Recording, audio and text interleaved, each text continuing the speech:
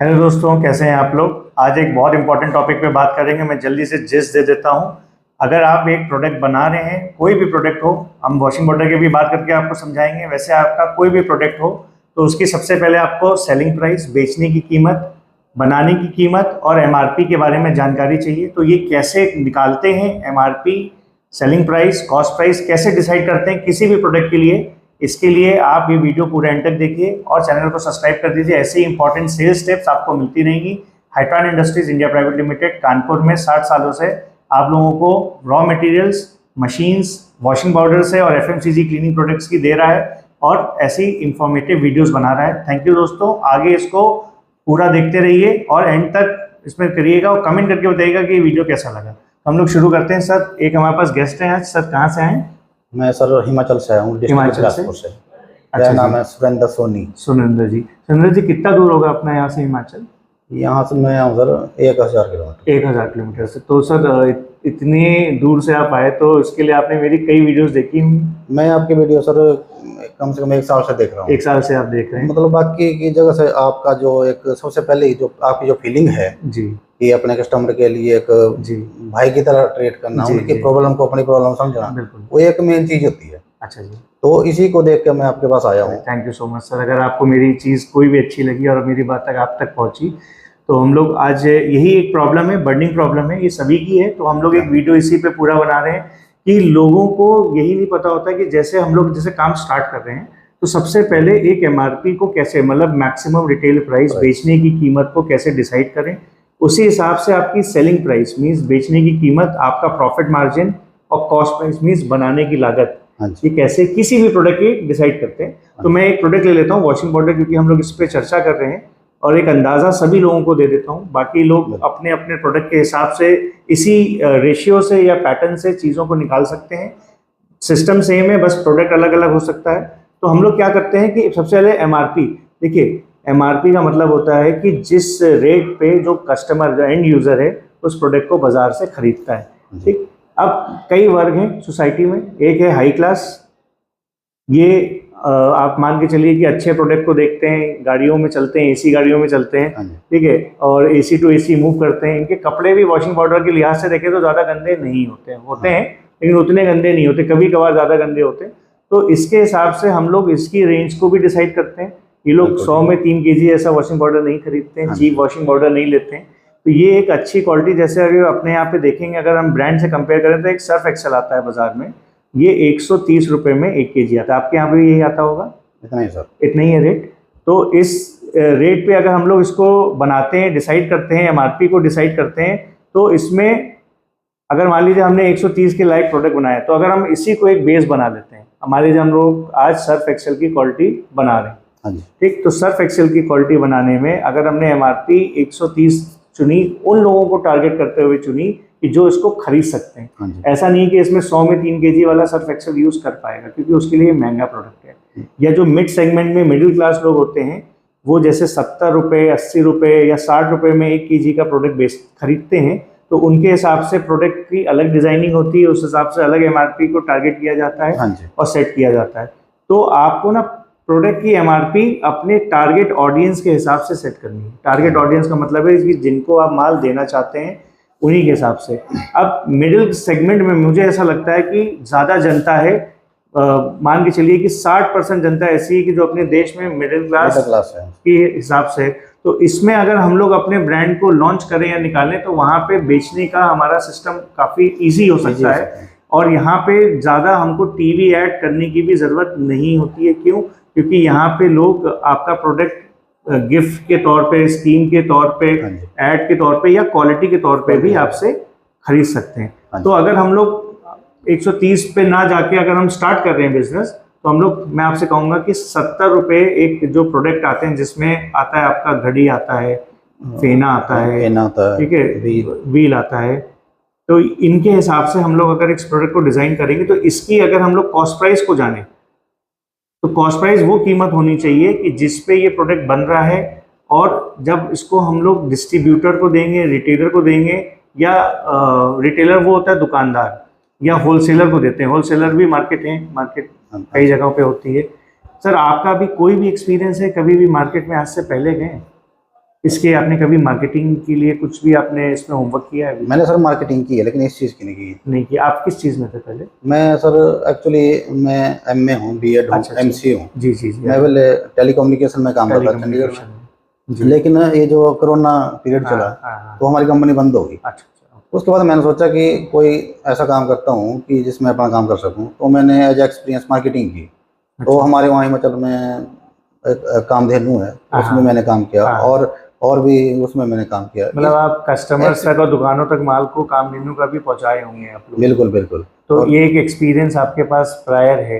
Prior, क्योंकि मैं चाहता था कि मैं अपना काम करूँ, तो मार्केटिंग कैसे करते हैं, क्या करते हैं, जी तो इसी बेस पे मैंने वो की। जी जी जी।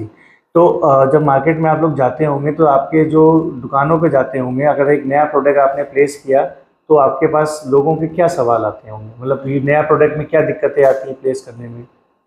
जब नया प्रोडक्ट मार्केट में जाता है तो सबसे जी। पहले तो देखते हैं कि जो उनकी जो डिमांड होगी ना, हाँ। वो उसको फुलफिल कर पा रहे हैं कि नहीं कर पा रहे हैं। हैं।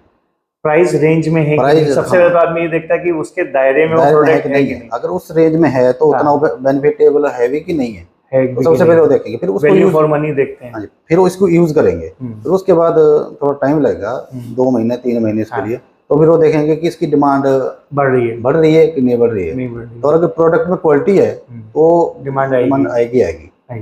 तो यही बातें आप लोगों ने बहुत सरल शब्दों में आपने सभी लोगों को बताई। तो हम लोग ने अभी की पॉइंट्स को क्या क्या पकड़ा? एक कि लोगों के प्राइस में होना चाहिए प्रोडक्ट, राइट? हाँ जी, दूसरा, क्वालिटी होनी चाहिए, क्वालिटी मेन, क्वालिटी से ही रिपीट आती है। क्वालिटी से रिपीट आएगी। तीसरी, अगर हम कोई छोटी मोटी शुरुआत में स्कीम भी डालें तो उससे क्या होता है कि जो नए यूजर्स होते हैं, जो आपके प्रोडक्ट के में आपने आपने स्कीम डाली, तो कई लोग ऐसे होते हैं कि जो ब्रांड को पसंद करते हैं वो तो आपके पास नहीं जाएंगे। मान लो फॉर एग्जांपल कोई अगर घड़ी का यूजर होगा या व्हील का यूजर होगा, हाँ जी, तो बहुत मुश्किल से आपके पास कन्वर्ट होगा, कन्वर्ट हो, क्योंकि वो तो उसी का टीवी एड देख रहा है, उसी का मुरीद है, वही उसको पसंद आ रहा हाँ है। जी, हाँ जी। लेकिन कुछ वर्ग ऐसा भी है अपनी सोसाइटी में कि जो स्कीम देखकर भी इधर से उधर स्विच करता है। फ्लोटिंग कस्टमर्स हम उनको बोलते हैं। अट्रैक्शन उनकी होती है, फ्लोटिंग कस्टमर्स हाँ जी, माइंड माइंड सेट ऐसा होता है कि कुछ फ्री गिफ्ट मिल जाए प्रोडक्ट के साथ, हाँ जी, तो वो ग्राहक आपके पास जरूर आएंगे।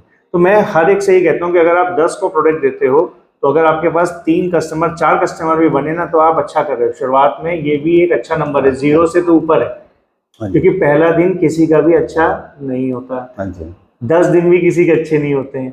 आप जब मार्केट में होते हैं तो अपनी गलतियों से सीखते भी रहते हैं। बिल्कुल। ठीक है, पहले दिन आपने जो गलती करी आप दूसरे दिन शायद कम करोगे, तीसरे दिन और कम करोगे, उससे इम्प्रूवमेंट होती है।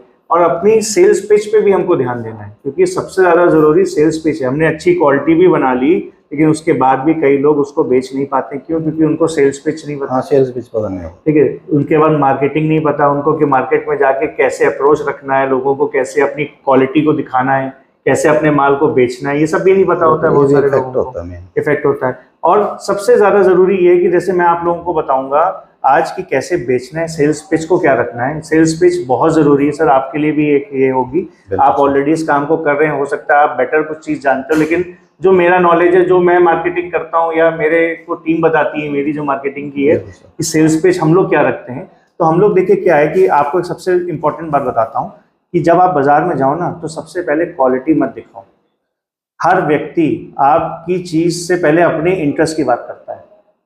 क्वालिटी देखने से पहले उसका क्या फायदा होगा, उसको कितना मार्जिन मिलेगा, उसको कितना मुनाफा या प्रॉफिट आपके आने से हो रहा है, वो उसमें इंटरेस्टेड पहले।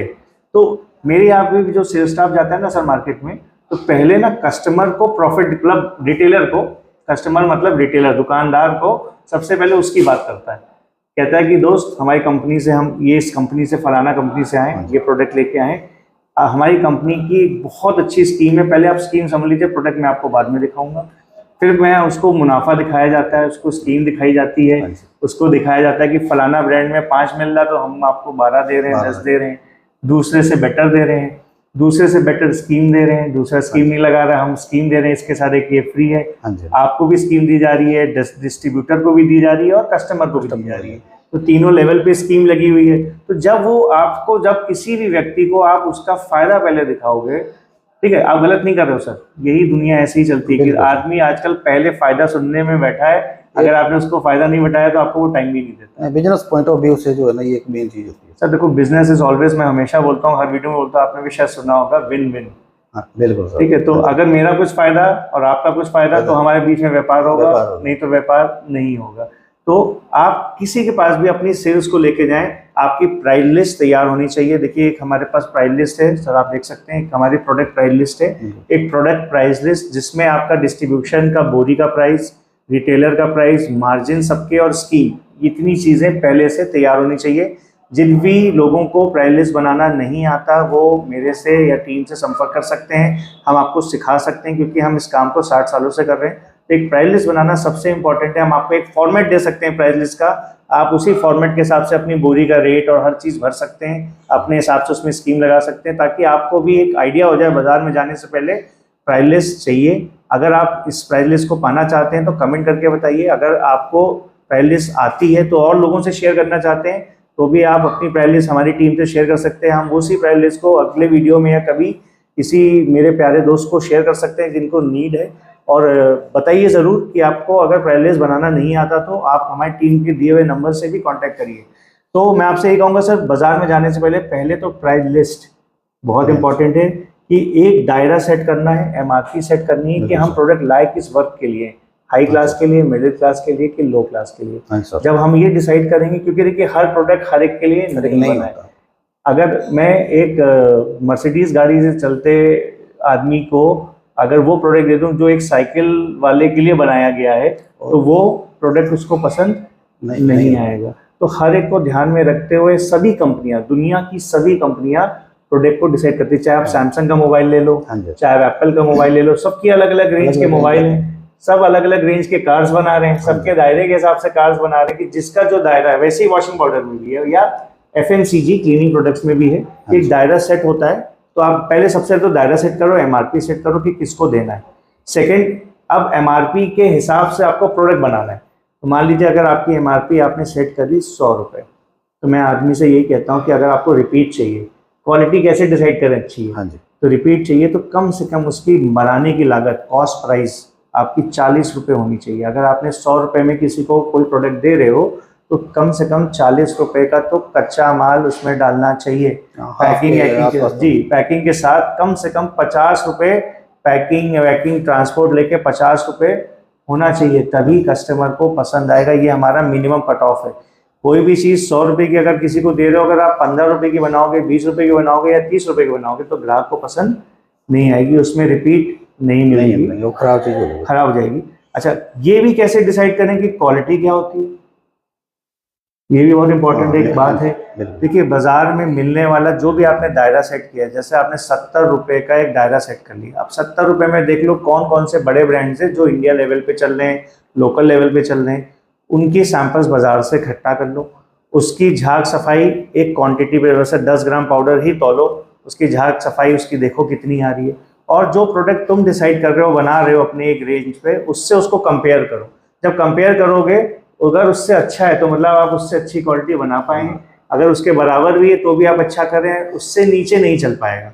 तो हम यही कहते हैं कि कंपैरिजन बहुत ज़रूरी है। बाजार में मिलने वाले किसी भी प्रोडक्ट से अपने बनाए हुए प्रोडक्ट को कंपेयर करो, बिल्कुल सेम मात्रा में पाउडर, सेम मात्रा में पानी और सेम टाइम ले के उसको झाग सफाई उसकी टेस्ट कर लो।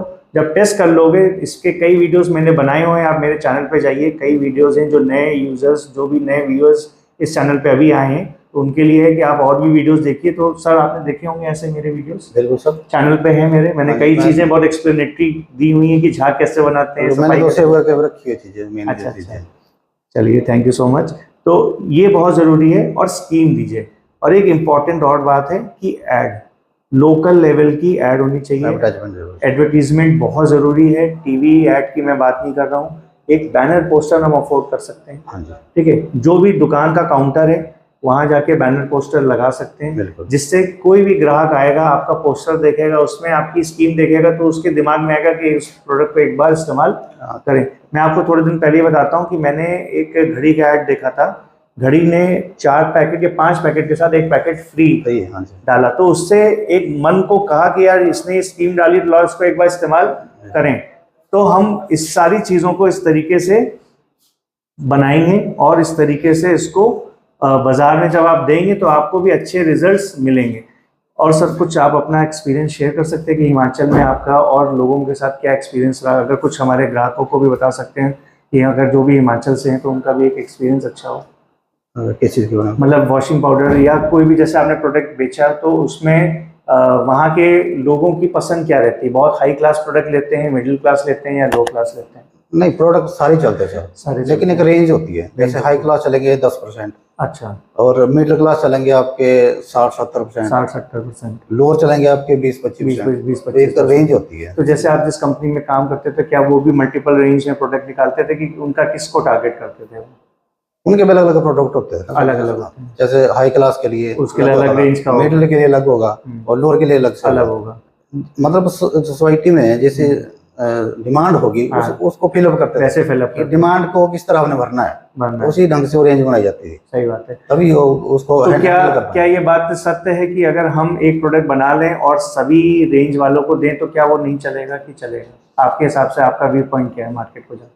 एक प्रोडक्ट बना के हम सभी को, तो उस रेंज वाले तो ले लेंगे, बाकी रेंज वाले हमारे नहीं ले पाएंगे, वो फेल हो जाएगा, फेल हो जाएगा। तो हमको सबसे पहले डिसाइड करनी होती है कि किस एमआरपी, किस रेंज में हमको एक दायरा सेट करना है बेचने का। बिल्कुल। तो सर ने भी इस बात पे मोहर लगाई क्योंकि उन्होंने काम किया है, और आप लोग भी जब मार्केट में फर्स्ट टाइमर्स जो भी मार्केट में जाएंगे, आप लोग को ये बात ध्यान रखनी है कि आपको एक दायरा सेट करना है मार्केट में जाने से पहले। टारगेट ऑडियंस सबके लिए सब प्रोडक्ट नहीं बना है।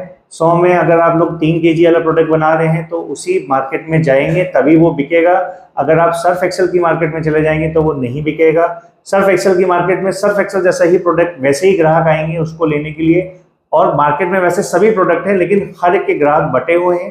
तो ग्राहक के हिसाब से अपने प्रोडक्ट की डिजाइनिंग करवाइए। अगर कोई समस्या आ रही है डिजाइनिंग कराने में या रेंज रखने में तो हमारी टीम से, हमारे एक्सपर्ट हैं यहाँ पे, आपको गाइड कर देंगे। या आप मेरे यहाँ पे आ सकते हैं, मंडे से सैटरडे के बीच में ऑफिस है, हमारे टाइमिंग्स रहते हैं सुबह 11 से शाम के 7 बजे तक। ऑफिस आके हमसे मिल सकते हैं, या अगर आपको कोई भी चीज़ की प्रॉब्लम आ रही तो मेरे और वीडियोस देख सकते हैं, या आप कॉल करके भी बात कर सकते हैं। तो सर हम लोग इस वीडियो को यहीं पे एंड करेंगे। हमने एक छोटी सी बात पे चर्चा की, ये बहुत ज़रूरी था। इससे मुझे लगता है आपके भी एक्सपीरियंस से सभी लोगों को आज गाइडेंस मिली, एक्सपीरियंस मिला। और सर हिमाचल में आप मुझे ये बताइए कि वहाँ पे वॉशिंग पाउडर सबसे ज़्यादा कौन सा चलता है आपके हिसाब से? आपने जो अगर सर्वे किया हो, कुछ होमवर्क किया हो। सबसे ज्यादा सर कोई नहीं चलता कि एक ही चलता है। अच्छा। वहाँ पर सारे चलते हैं, हाँ, सारे ही आते हैं। जिस आदमी का जैसा माइंड सेट बन गया है वैसा ही वहाँ पर चल पड़ता है। मतलब सभी सेगमेंट हैं वहाँ पर, सेगमेंट है। और हिमाचल में सेल भी अच्छी है वॉशिंग पाउडर। बिल्कुल।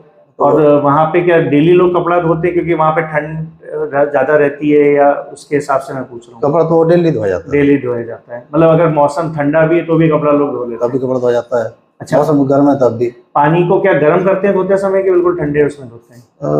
देखो मैक्सिमम लोग तो थोड़ा हल्का गर्म करते हैं, और कई बार ऐसा होता है कि जैसे ग्रामीण एरिया टाइम नहीं लग रहा है तो वो जल्दी जल्दी में गर्म नहीं। जी जी जी।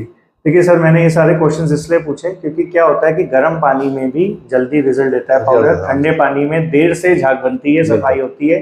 गर्म पानी हल्का सा गुनगुना कर लेंगे ना पानी, तो आप ही का पाउडर झाग सफाई तुरंत देगा, मतलब fast foaming and fast cleaning आ जाती है। मैल को जल्दी क्लियर कर, मैल भी जल्दी क्लियर कर देता है। अगर आपको इसके अलावा भी कोई जानकारी चाहिए तो हमारी कंपनी से, टीम से जानकारी ले सकते हैं। कानपुर में हाइट्रान इंडस्ट्रीज इंडिया प्राइवेट लिमिटेड 60 सालों से काम कर रही है, और हमारा जब भी आप किसी भी चीज़ का ऑर्डर करते हैं या पेमेंट करते हैं तो हाइट्रान इंडस्ट्रीज इंडिया प्राइवेट लिमिटेड के अकाउंट में या ऋषभ गर्ग मेरे अकाउंट में आप कर सकते हैं। इसमें आप कोई भी पेमेंट आप लोग करें तो एक बार हमारी टीम से वेरीफाई कर लें। थैंक यू दोस्तों, हैव अ गुड डे।